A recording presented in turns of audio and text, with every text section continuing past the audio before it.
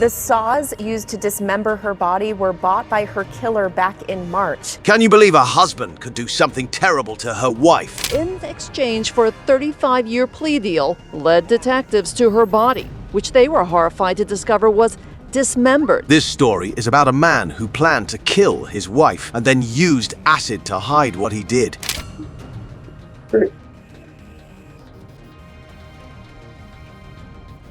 He acted like he was worried about her, but he was hiding a scary secret. He said he used a jump rope that he had brought with him for this purpose to strangle her. He almost got away with this awful crime. Let's see what happened in actuality. On April 27, 2016, John contacted the Martin County Sheriff's Office to report his sister Trisha missing. Trisha had not picked up her daughter Faith from the babysitter, which was out of the ordinary. When officers checked Trisha's house, everything looked normal, with no signs of a break-in or anything unusual. However, they noticed her car was parked in an unusual spot across from her house. In the car, they found her purse and keys on the passenger seat, but her cell phone and wallet were missing. The deputies then started a search for Trisha, alerting others to be on the lookout for her. Trisha sometimes went for late-night walks on the beach. The detective thought she might have gone for a swim and drowned, but this was just a guess. That night, the deputies spoke to Trisha's brother, who said her ex-husband,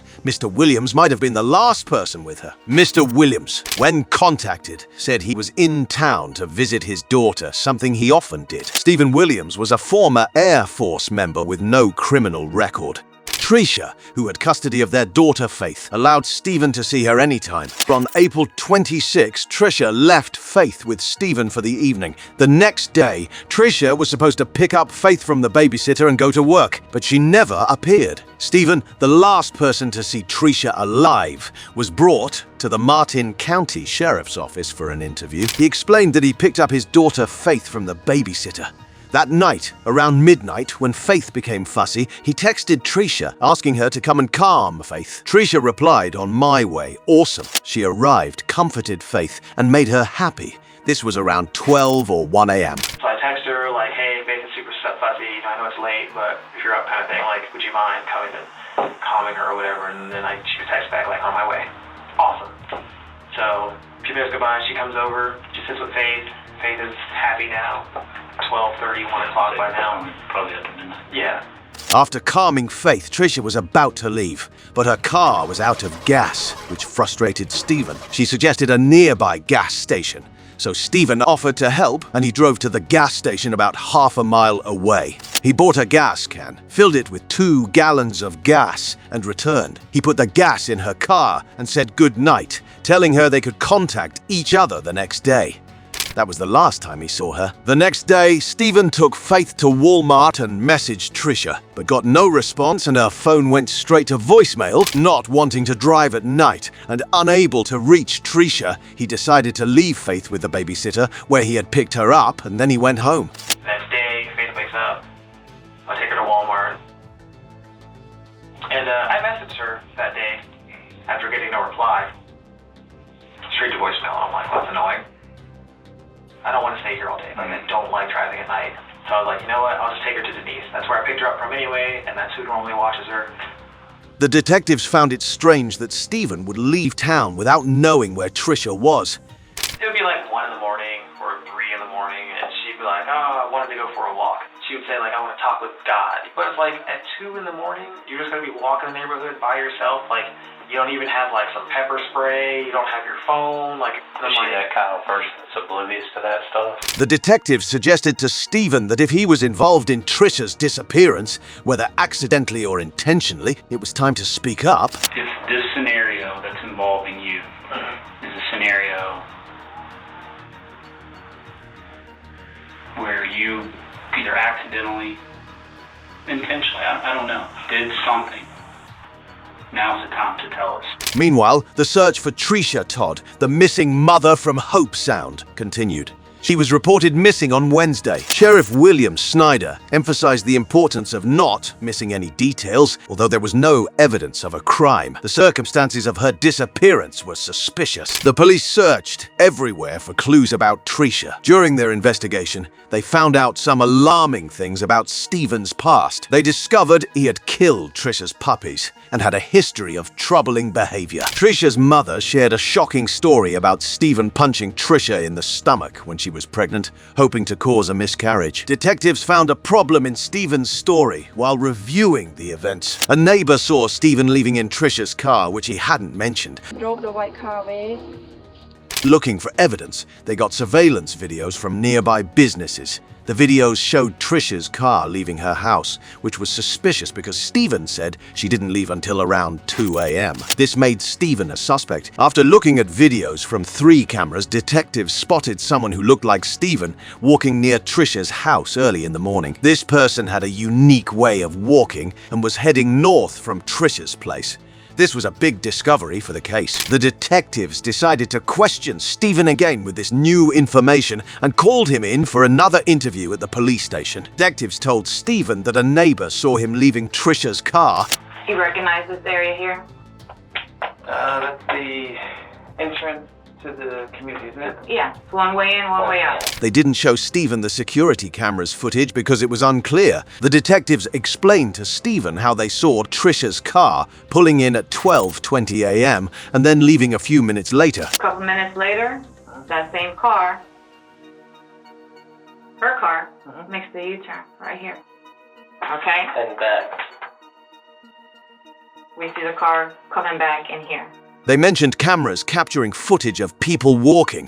You know the cameras get footage of the sidewalk all the way up US 1. And people on foot also. Around 4 in the morning. 4 in the morning. I'd be asleep by then. They hinted that one camera had high-definition footage clearly showing it was Stephen. That camera at that computer place, it's HD. The detective, aware of Stephen's narcissism, tries to connect with him by speaking poorly about Trisha and complimenting Stephen. You're good looking, you're young, you got your shit straight, and you got this crazy, batshit crazy ex. She asked if something happened that made him panic. Stephen denied Trisha coming after him. She's come after you before. Did she come after you that night? Something happened.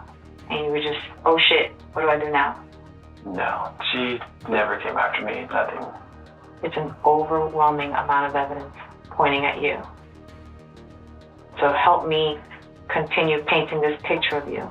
Stephen insisted he didn't know where she was. I just need to know where she's at, you. I don't know where she is. Even you know where she's at. I don't. He explained that the first time he left, Trisha asked him to get her laptop so she could work. First time I left, Okay? she asked me to go back and get her laptop so she could keep working. Stephen explained that he thought he could leave, but then decided to turn back. I came back, she was lying on the floor, and she wasn't very responsive. And I kind of freaked out, because I'm like, oh my god, now she's lying on the floor. He felt she was unfairly causing him trouble, despite his efforts to be good to her. I don't know why you're doing this to me when I've done nothing but try to be a good person to you. Believing she had passed away in the car. So I just put her in the car, and I'm just driving and thinking. But she passed away in that car. He admitted to laying her body down somewhere in the open, thinking she was just breathing shallowly. Tell me she was shallow breathing. Shallow. It was really shallow. He expressed regret, saying he couldn't go back and change what happened. If you're interested in this story, hit like, share this video, and subscribe to our channel for more videos like this. Stephen first admitted that Trisha died in his car. I was hoping she would just snap out of it, just come back. He changed his clothes after leaving the car. After I dropped her car off, I just changed. They didn't want anything to do with it. Where did you change your clothes? It was right there. Threw the whole bag away. The investigators thought Stephen was faking his upset and crying as he wasn't shedding tears. They suggested he show them where he left Trisha. How far out did you go? Did you go past 95? Despite their efforts, Stephen kept saying he didn't know where Trisha was. The detectives suspected he wasn't leading them to her because something else had happened that night. While driving around with detectives, Stephen couldn't lead them to Trisha. He thought he had avoided arrest and could go home, but he had inadvertently admitted to leaving his daughter Faith alone at home while explaining his story. This led to his arrest for child endangerment. He claimed he just didn't want her to be found dead in his home. There really is nothing in there for her, Kyle. What are you talking about? I'm going off of what you're saying. I wanted her to not be dead in my home. The detectives noted his lack of emotion and questioned his feelings for Trisha. Two detectives couldn't get a confession from Stephen using aggressive tactics, so they switched strategies. New Detective Dan Dolak took over, trying a softer approach to encourage Stephen to open up. Stephen worried that saying Trisha attacked him would sound like just another inconsistent story. Detective Dan emphasized to Stephen that the truth is better than letting people imagine the worst. The truth is never anywhere near as bad as what people will believe if you let them come up with their own story. I don't believe I hated her. I never hated her. I didn't like So her. tell I me, didn't hate the so woman. tell me that story. I cared about her. Tell me what happened. I think you're a good guy. You're a family man. You're trying. Stephen responded that he never hated Trisha and was just trying to be a good dad. He talked about the night in question. He mentioned issues like child support and a mix-up with a check. Faith, and then she just started talking about nonsense. She's just going on and on about now I owe her more money and back child support and I'm just sitting here like, then I'll fix it. I'll send you another. I'll do something, but I don't have the money now. And then she just gets on my face about it. It just all went bad. It just so fast. She just went from 0 to 100, and then I just moved her away, and then she flipped. He recounted that the situation escalated, and in an attempt to create distance, he pushed her to stop her from yelling in his face. And then all I'm thinking is, great, now I've pushed her, and she's hurt her head, and I'm done. Stephen reflected on the incident, feeling that his efforts and character were ruined because he pushed Trisha, causing her to hurt her head. I never wanted to hurt. Never. He didn't think he lost his cool, but was just trying to move her away. The detectives gathered enough evidence, including their strained relationship, Stephen's multiple lies, and his confession to charge him with murder. The news reported that Trisha Todd's ex-husband, Stephen, was arrested for her murder. Stephen Williams arrested and charged with the murder of his estranged wife, Trisha Todd. The sheriff's office was searching for her remains near Bridge Road. It was confirmed that Trisha would never return home, having been murdered and her body disposed of. The report suggested that Stephen had planned the entire act. Stephen had bought a chainsaw in North Carolina and acid, and dug a hole in Hungryland Wildlife Reserve. He planned to kill Trisha beforehand, but couldn't do it while spending the day with her. Determined, he texted Trisha saying their 2-year-old daughter staying with him at an Airbnb was sick. When Trisha arrived, Stephen tried to strangle her, but let her regain consciousness to get her email password and other info. He wanted to send fake emails to make it seem like Trisha went to Haiti. When she woke up, Stephen beat her with a club and then choked her to death, while their daughter slept in another room. He took Trisha's body to Hungry Land Preserve, cut it up with the chainsaw, and buried her in acid in a pre-dug hole. Stephen led the detectives to her body in exchange for a 35-year plea deal, avoiding the death penalty. In a shocking turn of events, the truth behind the concerned husband's act was uncovered, revealing a crime that shook everyone. It's a reminder of how appearances can be deceiving and the lengths some will go to hide their dark deeds. What are your thoughts on this case? Share your comments below. Thanks for watching.